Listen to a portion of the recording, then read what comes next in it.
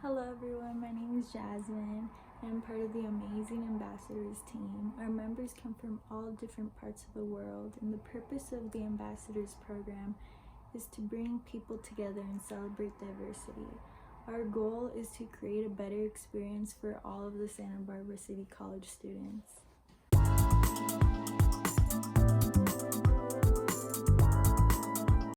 So now that the fall semester has started, I wanted to create a video about some study tips for everyone. So number one is try to keep your notes clean. It's hard to focus when your notes are, messy and covered in scribbles. Sometimes I can't even read my own handwriting, so I think it's best if you just rewrite your notes.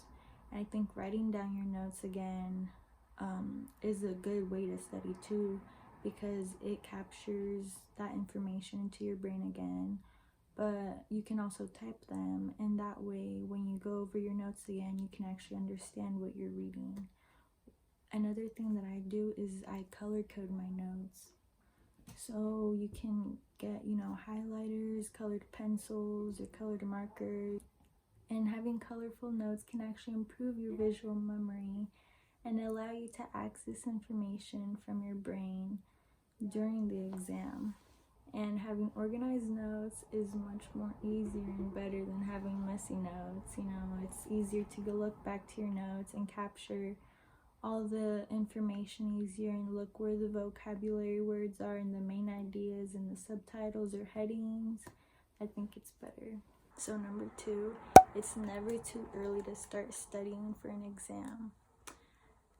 I think we've, all tried to cram up all the information the night before and think that's, the best way to study, but it's not. And you most likely will not get the best grade on your exam. So once you start the new chapter in your class, it's best to study, right after class, 15 to 30 minutes every day.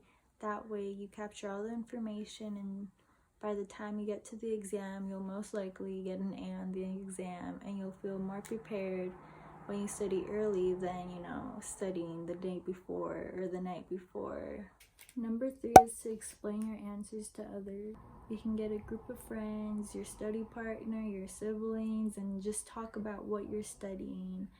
You can give them your study guide, they can ask you questions, you answer them, and that way when you say the answers out loud, it can help you get it clear in your head, and also you can highlight any areas where you need more help.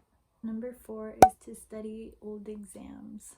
This would be a great way to study for a midterm or final exam. That way you can look back at the old chapters and go over them again, and to look over your mistakes and see how you can improve to not make the same mistakes again. A great study tool that I use is Quizlet.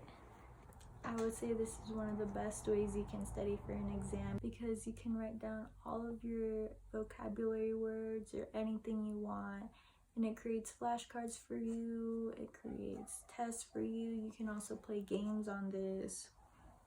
So here I have vocabulary words with their definitions, and it creates flashcards with the words. Or you can also play a game, match the word with the definition, and it also creates a test for you, however way you want it. You can make it multiple choice or written questions, and then you just click start test. And the last tip I have for you, which is probably the most important one, is don't forget to take breaks while you're studying. If you study for, an hour, 2 hours straight, you'll most likely forget what you were studying in the middle of that study session. So it's best if you study for 15 to 20 minutes straight, take like a 5-minute to 10-minute break, and come back and study again. That way you can capture all the information and store it into your brain and remember. And I recommend for everyone to get an academic planner. This honestly is your lifesaver for the semester.